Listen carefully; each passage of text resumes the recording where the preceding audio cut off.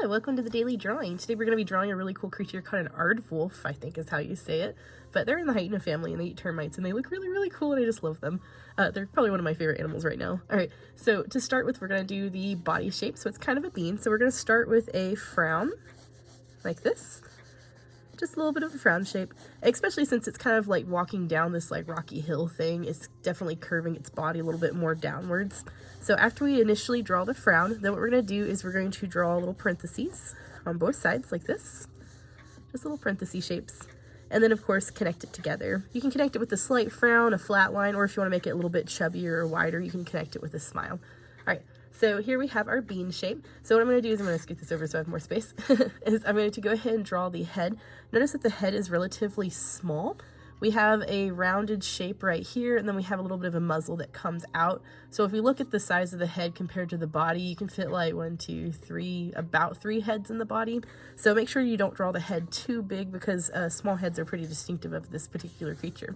So if you'll notice, they also have relatively long necks as well. So we can see if this is the end of the body right here, then we have about a whole head space before we get to the actual head. So going down from this angle, in this case, it might be easier to draw the neck first and then draw the head. So if we're going to draw the neck first, we're just going to go ahead and curve this down, just following that natural curve that it's going in, like this. And then from here's the bottom of the body, we just have a sharp diagonal line. So I'm going to go to the bottom of the body and just draw a sharp diagonal line like this. And where those two tangents are starting to meet together, that's where I'm going to draw a little bit of an ovally shape or a circly shape to represent where the head's going to be. Alright, so now if you have drawn it this way and if you made the neck like super long and it looks a little weird, all you have to do is just scoot that head up a little bit. Or if it looks like really short, you can scoot it down a little bit. So it's kind of up to you with how you want to judge how this particular part of your sketch is going. Just make sure that there's at least a little bit of a gap between the neck, or between the head and the body. Don't let that touch because they do have longer necks. Alright, so now to move on to the next part, I'm going to go ahead and focus mostly on the head. I'm going to come back to the legs and stuff. So I'm going to zoom in here. Alright, so something that I see is that they have really massive ears. They do have smallish heads and then they have the muzzle coming out. So what I'm going to start with is I'm going to start with that muzzle. So if this is the top of the head, I'm going to go down until we get about 1/3 down from the head. I don't want to go exactly center because that'll make it look too thin, more like a foxy type thing. So about 1/3 down the head, I'm going to draw a slight diagonal, kind of following that motion that the head is going in that direction.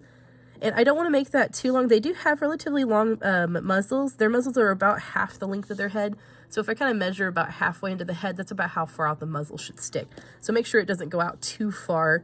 Otherwise, it's going to look a little strange. All right. Once I get to the tip of the nose area, I'm just going to do a slight parenthesis. Not too big because their noses are very small and pointy because they eat termites and stuff. They have to have a more narrow nose in order to help dig into the holes and stuff. So really small kind of curve. And then we're just going to connect that to the bottom of the head with a slight smile like this.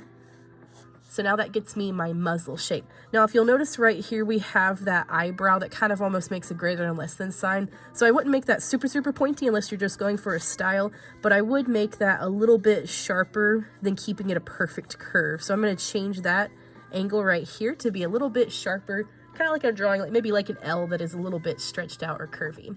Alright, so at this point I don't need the head shape necessarily. I am personally going to keep it there just because that's where my muzzle, if you'll notice it's black here because I want to do those markings, I'm going to leave it so that I can use that for later. Alright, so at this point I'm going to go ahead and draw the line that's going to show me where the eye and the ears are going to go.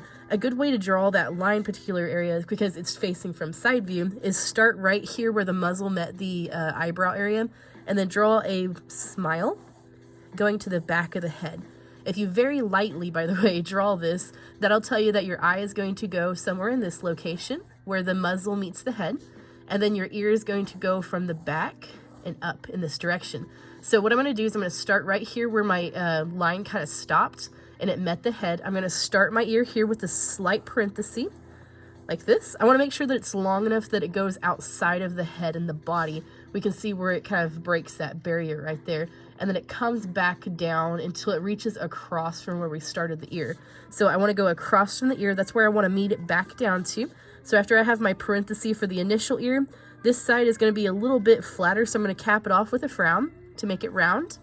And then I'm just going to connect it back down here to where I need to connect it to, which is once again across from the other side. Now, after I do that, if you want to erase whatever's on the inside of the ear area, you can. That way it makes it a little bit cleaner and easier to work with. They do have like an inner ear, so if you want to draw kind of like a little shape to indicate the inner ear, it's just basically drawing the same shape that you just drew. If you want to be more detailed with it, you can, but it's up to you how much detail you want to put into it. And I noticed that it kind of curves in a little bit right here, so it almost makes a teardrop shape on the inside of the ear, so that's what I'm going to draw because that's what I see. If you want to make it a different shape, definitely feel free to. All right, so now that I have this ear drawn, I'm going to go ahead and draw this other ear before I focus on the eye. We can see that it looks like it's growing out of this ear because it's being overlapped. So I'm going to start on this ear.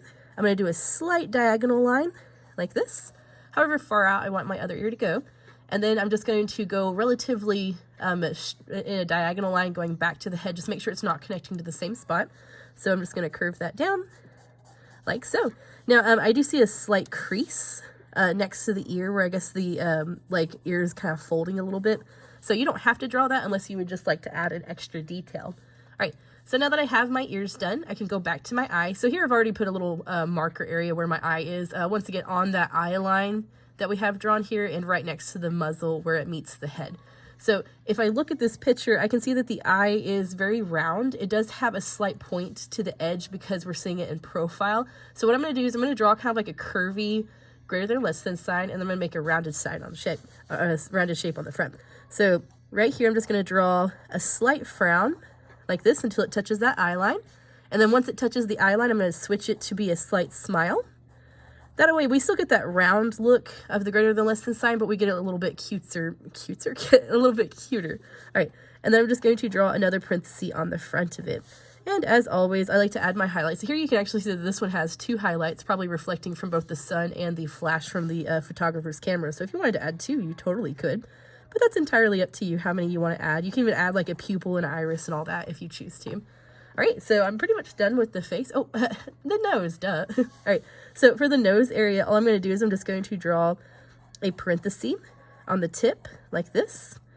And then another small smile on the inside like this. That's all I really see on this nose area. The rest of it's kind of turned, so I don't see like that little inside piece. I just see this particular part. You can kind of see the smile that makes up their mouth, especially that little black part is the corner of their mouth, and it's very, very narrow. So if your nose is like mine and it's too narrow to add the mouth, you can also do this to where we're just going to draw a slight line, and it should stop before it gets too close to the eye. So right here we can see that it's a little bit diagonal below the eye. So make sure that it doesn't like get all the way up here because that'd be weird. So if your muzzle's really small, just add that line a little darker and then add a tiny, tiny bump so that we add a secondary line here. That's going to indicate the lower jaw. Just make sure that lower jaw is extremely thin. If you make it too thick, it's going to look either like some sort of dog or fox, and we want to try to avoid that because these guys are more in the hyena family. All right, so keeping that pretty narrow and pretty thin. All right, so now we are done with the face, and we're going to move on to the body. All right, so here we can see their legs. If we look at the length of their legs are actually pretty long, but because they're all scrunched up, they appear to be a lot shorter. So I want to make sure my legs aren't too awfully big. What I would actually suggest doing is go ahead and draw this rock, which notice the rock is very much curving in the same direction the body is. So I'm going to take this curve right here and then scoot this over here. There we go. I'm going to take that curve and I'm actually just going to draw that curve again below the body. That way I can kind of already tell where I want my feet to be placed. So to make sure that's not too far down, but also don't put it so close that it's going to be like squatting really, really much. All right, so now that I know where I'm going to stop my feet at, I'm going to go ahead and start on this front leg. Here we can see this is the shoulder area. It goes down to the elbow and then down to the foot. So to start this, here's where my shoulder's at, is where that body met the neck. I'm just going to draw kind of an ovally shape like this. And then after I get that ovally shape, I can see that this paw right here is being lifted up because it's walking forward. Actually, hold on. It's the other paw that's walking forward. That's confusing. There's so many stripes and stuff going on. All right, so to make this balance, all I'm going to do is I'm going to take that oval. This is the end of the oval. That's the elbow. And I'm just going to draw a diagonal line until it touches the rock. So from the edge of the oval back here, I'm going to draw a slight diagonal line until it touches the rock. And then once it touches the rock, I'm going to draw the paw. To draw the paw, just go forward a little bit first and then draw a little parenthesis like this. And because it's from side view, I don't see all the toes. I only see I only see 2 actually. So I'm just going to draw 1 parenthesis, and then I'm going to start on the previous one, and then just draw 1 more parenthesis, and then curve it back towards the foot. Now, they do have very slender legs right here, but notice that once it hits that little knob that's their wrist, it gets wider. So what I'm going to do is I'm going to first draw a parallel line going up that's fairly close to this one. And then once I get about halfway up this leg, or a little bit lower, I'm just going to draw a slight bump and then come back up to the leg like this. That way that makes it feel as though there's a little bit more muscle there, and it gives you a little bit more of the anatomy of that leg. All right, now we can actually see the crease right here forming between the legs. So what I'm going to do is I'm going to draw a slight crease and then go up, and that's going to indicate where the muscle is on that particular leg. And then you can erase the inside pieces right here. And I would suggest erase part of the top of the leg and part of the side of the leg, but don't completely erase that, because you do need that for adding like more detail like the fur and stuff. But you can't get rid of this top part because it gets covered by their spines and stuff anyway. All right, so now that we have this one done, and if you want to do an extra detail, they do have claws. You don't have to do this, but if you want to do like little claws and stuff, you can. We're going to come back and add the fur because there's a lot. We'll do that in a minute. All right, so if this right here is the neck area, I do see the paw stepping forward. Now, I'm going to exaggerate my picture because this is a little hard to tell what's going on. I'm going to move my paw even further forward. If you want to draw it as it is in the picture, feel free to, or you can draw along with me. All right, so because in the picture it's stepping forward with the other paw, what I'm going to do is I'm actually going to scoot up higher up on the neck, and then I'm going to draw a very small diagonal line, and then I'm going to drip it down like this, just a short distance. So just a slight, kind of like a greater than less than sign, and then I'm going to draw a parenthesis for the tip of the paw, like this, and then I'm going to draw another parenthesis on the inside that's a little bit shorter, like this. So I want to make sure it's not the exact same as the other one. It's a little bit shorter and smaller. All right, now that I have that, because once again, it's from side view, so you only see about usually 2 to 3. You don't see all 4 toes. Then I'm going to take this exterior one. I'm going to go up until it gets to the, across from the ankle. And then I'm going to make it get a little bit bigger and then go back up to the body. Whenever we add the fluff and stuff, that can help add a little bit more to that foot. Something else that I also kind of would imagine that would be there would be the actual paw itself. So I'm going to draw a slight little parenthesis here and fill it in. And then I'm going to draw like little circles on the bottom of its toes. That way it makes it feel like there was a paw there, which I think would look pretty cool in my opinion. All right. Oh, sorry, I was trying to not hiccup. All right, so now that we have the paws in place in the front leg, let's move on to the back leg. So if I look at the size of the back legs, they're about the same size as the front legs, maybe just a little bit bigger in the thigh area, but the legs themselves are fairly thin. So what I'm going to do is I'm going to first take the back of the body. I'm just going to take that same parenthesis that we started with. I'm just going to go ahead and turn that parenthesis into an ovally shape, like this. You can drop it down a little bit below the body if you would like, because the knees do go a little bit below the body. Just add a little bit of an exaggeration to it. All right, so once you have the shape of the thigh drawn, if you'll look at this here, this is the back of the thigh, and then it curves down, and then once we get to the bottom of the thigh, we're going to draw a greater than or less than sign like this. That's going to make the ankle. Notice it's kind of a short line here, and then a much longer line once it hits the rock. So from the back of the leg, I'm going to do a slight parenthesis first, just to get it to the, out to the edge of the knee, not knee, what is this? Ankle, there we go. Draw a little parenthesis until we get to the ankle, and then what we're going to do is we're just going to do a harsh diagonal line, like this, until it touches the rock, or if you feel like your rock is too far down, scoot the rock up, and then all I'm going to do is the same thing that I did to this foot right here, draw a slight flat line, draw your parenthesis, and then draw another parenthesis.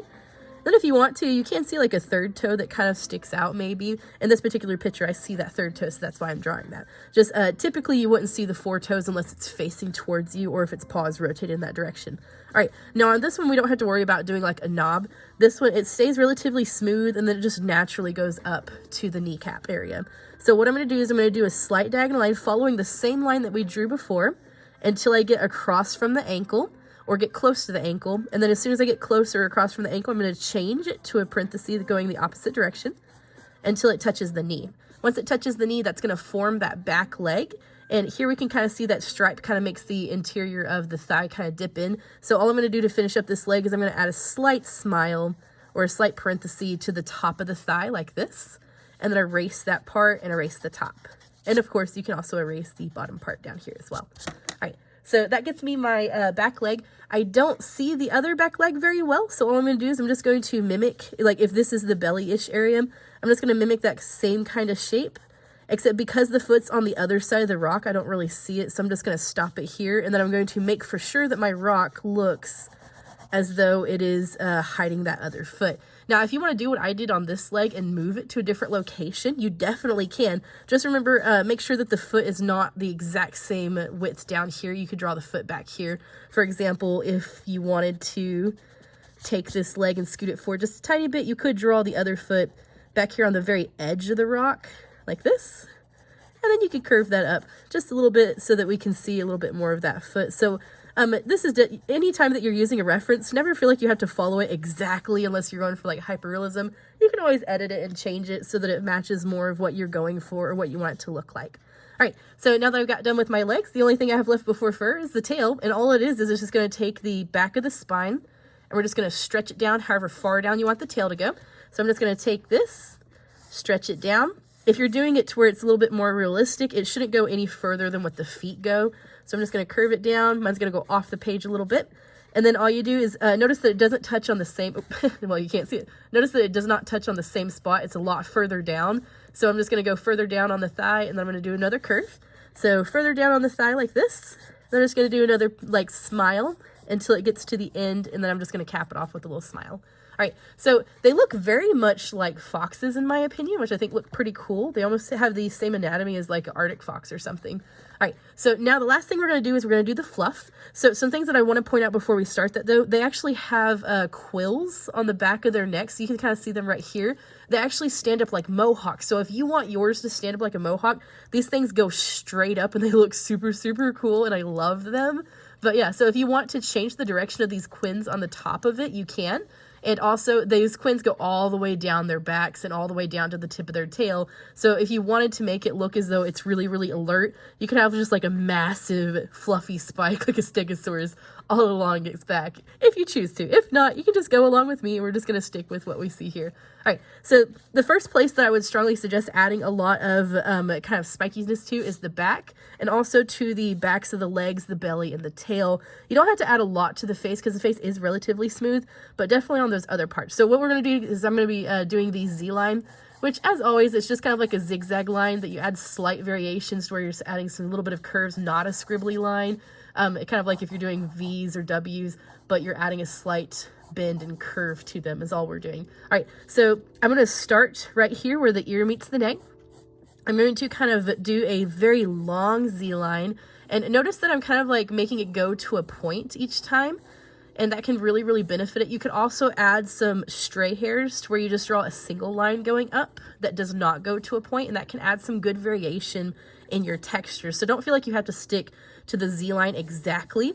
Just kind of go at your own pace and kind of go with your own kind of flow to it.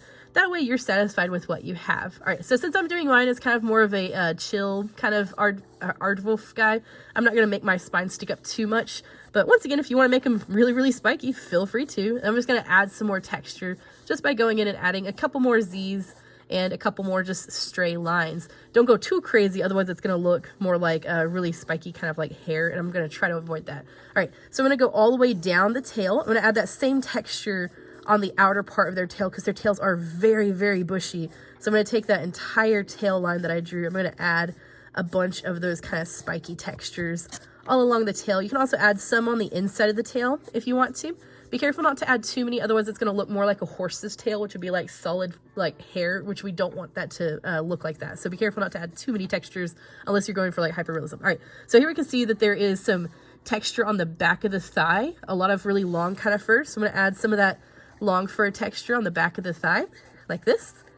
And by the way, if you want to, you can, like if I'm going to add the texture on the belly, you can lightly erase your line first and then add the texture. That way you don't have to worry about there being an extra line in your way if those extra lines bother you, because some people don't like those. I don't really mind them, but if they do bother you, feel free to erase them first. That way you don't have to go back and redraw different things.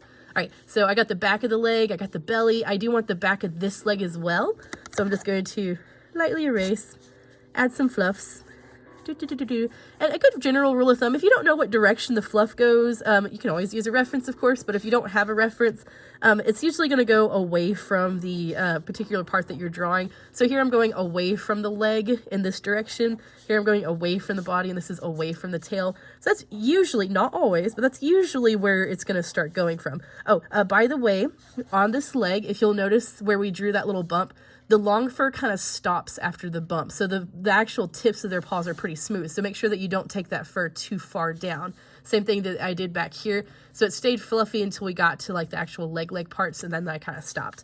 All right, so a little bit of fluff here. And definitely kind of some more fluff on their neck would look pretty good. Just, I love drawing fluffy things. I don't know if that's like super obvious at this point. But yeah, so I'm just going to add some more fluffs in some other areas. So you can make yours as fluffy as you want, or you can make it as smooth as you want. I am going to add a little bit of fluff on the cheek, but because the fur is so short, I'm going to use a hatch line. Hatch line is just where you're using really short, kind of like little diagonal lines, just to show that that fur is a lot shorter in that particular area. And then I'm going to add some hatch lines to kind of draw that little black kind of face mask going on that the guy has on his face here. Yes, there we go. Okay, so at this point, if you wanted to call your Aardwolf done, you can. If you want to go ahead and continue drawing with me to add just a couple more textures and shading, then definitely feel free to. So some things that I definitely see that I want to add more to is adding a little bit more texture to the quins. So here I'm going to be using a little bit of a combination of the Z line and just drawing stray hairs in the direction that the spikes would be going, which once again is usually away from the body or away from that particular area. So here I'm adding just a couple on those really, really spiky areas, a few more on the tail, a little bit more on the actual legs themselves, especially in the parts that have that longer fur. And of course, in like the parts that have a little bit more shading to it. And also adding just a little bit more to the face areas. And if you want to add like some lines and stuff, because if you notice that this guy, he does have like zebra-y looking stripes going on, which I think looks so aesthetically pleasing. So if you wanted to draw little hatchy lines to kind of indicate the direction of those kind of zebra-y spikes, then you can do something kind of similar to this. Now, the reason that I'm doing a hatchy line, or kind of like a squiggly line instead of a smooth line, is that because they have fur making up those patterns, that fur pattern is going to break it up and not make it perfectly smooth. Like if we zoom in here, we can see that the fur pattern is textured and not smooth because of the length of the fur that is on the animal's body. So I'm just doing a little bitty wiggly lines to indicate where those are. And you don't have to draw the same number of spikes or not spikes, you don't have to draw the same number of stripes that are on the picture. You can add your own stripes. You can even make them more tigery if you want, or you can make them non-stripes. It's kind of up to you what you want to do with your particular creature. So I'm just going to take away some of these stripes just to save a little bit on time. I really do. One of my favorite things about them is they have like little black feet. I think that looks so cute and adorable. And I just love whenever animals have really good contrast in their fur. That looks really cool. By the way, if you did draw their mohawks have stripes, which looks so cool. So if you drew like the mohawk thing, their mohawks are going to have stripes going all the way through their mohawk, kind of like this. So if you wanted to add that, totally feel free to. But anyway, okay, so I'm done with the initial drawing. So all I'm going to do is I'm going to go back and shade. Typically, whenever I have an animal that has colored fur, I usually shade the darker fur areas first, and then I go back and add just little hints of shading, like where the actual shadows aren't touching and stuff. That just kind of helps me as the drawer person figure out how to, or like which areas I need to make stand out more, and that way the shadow doesn't overwhelm the patterns on the animal. Because my most important thing at this stage is I want to show off the patterns and designs on the animal more than I want to show off like shading skills and stuff, because I'm focused on doing a study of the animal, not really worried about practicing my shading stuff. So it's kind of up to you if you want to focus more on that. But that's just what I'm personally doing, is focusing more on the actual animal itself. All right, so they have stripes on their tail. Oh, they have like a big black tip on their tail. My dog Teddy, he's a Pomeranian. He has a tiny black part on the back of his tail, and it's like, it's always hidden because he always has his tail up, but it looks super, super cute. And I'm always like, you just have like a little hidden dark side to you, don't you, buddy? And it's adorable, and I love him. But anyway, all right, so there's all of my little parts that I wanted to have the stripes and stuff too. So I'm just gonna go back and add a little bit of shading just to kind of really separate out those legs and stuff, especially down here. I want that leg to look further back, so I'm going to darken the parts that would be black on the actual animal. And then I'm going to do a little bit more contrast. Contrast is where you have a dark area right next to a really, really light area. And adding a good variety of contrast to your artwork can really make it pop and make it seem like more lifelike and more believable, which I think looks really, really nice. All right, so I'm just gonna go ahead and stop it there. I don't want to overwhelm it, but I'm pretty proud of it. And this is such a cute creature. I really love their, like, just, they look so amazing. Like, they look like they're designed by, like, I don't know, like a gamer or something. I think Aardwolf. I think that's how you spell it. Don't quote me. I'll have it in the description or whatever. But yeah, all right. So I hope you guys had fun, and I would love to see your creations. Have a good day. Bye.